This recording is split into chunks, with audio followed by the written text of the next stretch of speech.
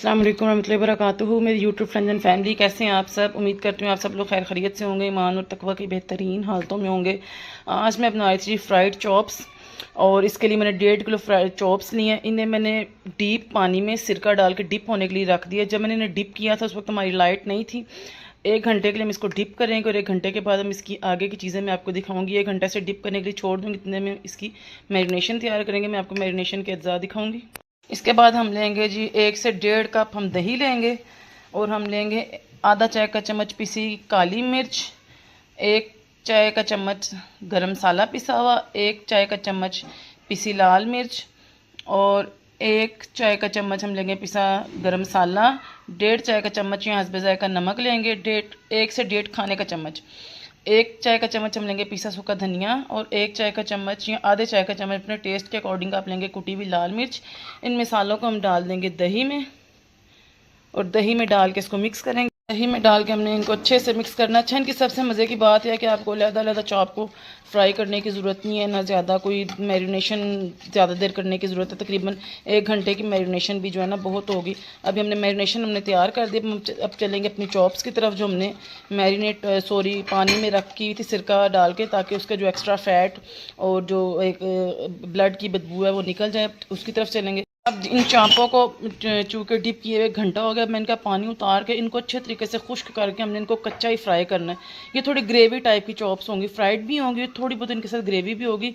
आप यकीन करें, आप बनाएंगे आपको बहुत मज़ा आएगा। आप खुद कमेंट बॉक्स में बताएंगे, मैं नहीं बताऊँगी कि ये कैसी बनी है कैसी नहीं। अब देखिए जी, कढ़ाई में मैंने ऑयल गर्म कर लिया, इसमें मैं इन चॉप्स को कच्चा ही फ्राई कर लूँगी। हमें बाद में इसको फ्राई नहीं करना पड़ेगा, अभी से हम इसको फ्राई कर लेंगे।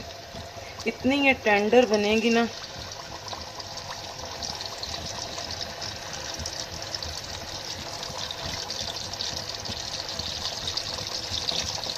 एक स्टॉक में हम इतना ही डालेंगे जितना कि इजीली फ्राई हो जाए।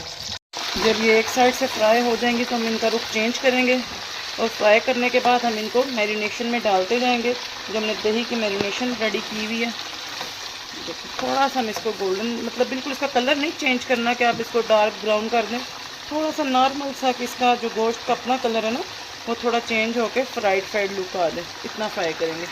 देखें जी, ये इनका कलर थोड़ा गोल्डन होने लग गया, यानी कि अब ये फ्राइड हो गई। अब इन्हें निकाल के मैं इनको इनकी मैरिनेशन में डाल दूँगी, जो हमने दही की मैरिनेशन रेडी की है।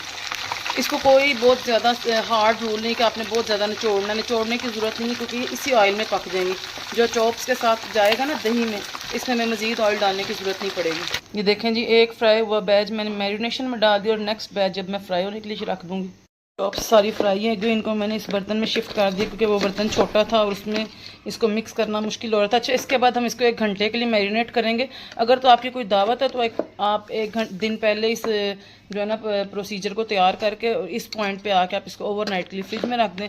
नहीं तो कम से कम 1 घंटे का रेस्ट आप इसको ज़रूर दें। अब 1 घंटा ये दही में डिप रहेगी, और उसके बाद हम फिर अगले स्टेप की तरफ चलेंगे। इसको अच्छे तरीके से मिक्स कर देंगे। तो अब 1 घंटा हो गया हमारी चॉप्स को दही में मैरिनेट हुए हुए। अच्छा, अगर आप चॉप्स के साथ नहीं बनाना चाहते तो आप सिंपल इसको आम मटन के साथ भी बना सकते हैं। अब मैं इसको कुकर में डालूंगी इन चॉप्स को, और इसी बाउल में 1 गिलास पानी डाल के इसके अंदर ऐड कर दूंगी।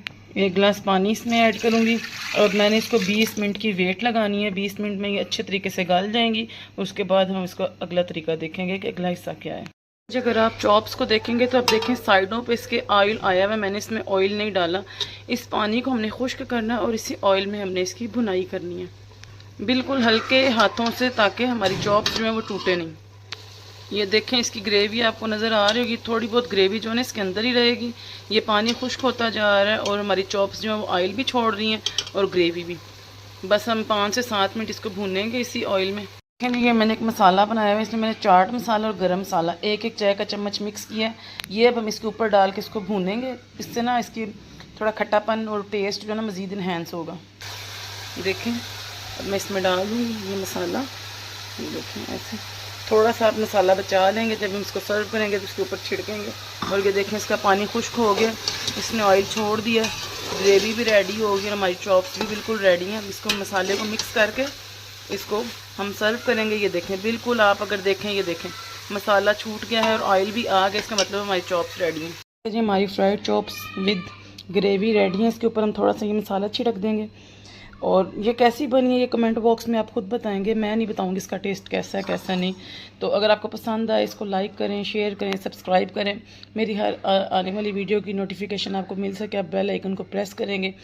उम्मीद है आपको ये रेसिपी पसंद आई होगी। तो अब मैं आपसे इजाज़त चाहूँगी, मिलूँगी नेक्स्ट वीडियो में नेक्स्ट रेसिपी के साथ। अस्सलामु अलैकुम रहमतुल्लाहि व बरकातुहू।